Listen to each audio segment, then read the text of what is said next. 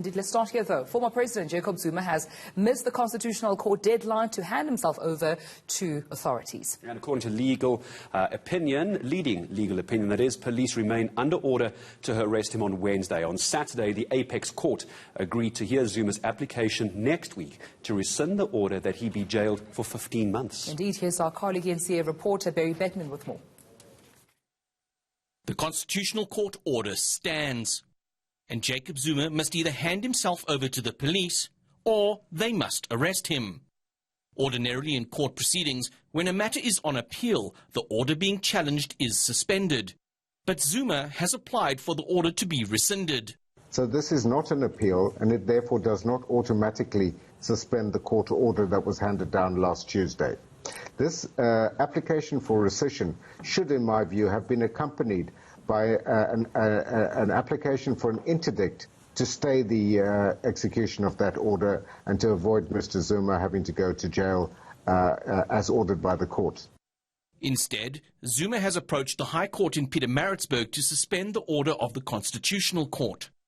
Some legal opinions suggest the court might grant the application, but the prevailing position is to the contrary. The High Court in Pietermaritzburg cannot make an order to say that a Constitutional Court order should be stayed. It simply does not have the jurisdiction to do so. As we all know, the Constitutional Court is the highest court in our country. It is regarded as the apex court. It would upend the doctrine of precedence and the whole hierarchy of our court system. So, in my view, not. The police, while committing to acting on the Constitutional Court order, are being cautious.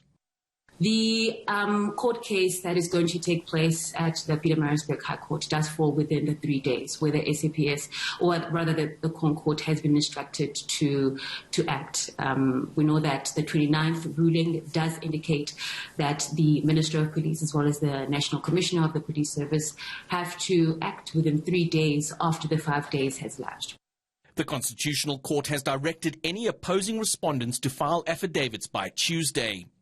Zuma must then file his replying affidavit by Wednesday. Heads of argument by Zuma and then opposing respondents must be filed by Thursday and Friday, respectively.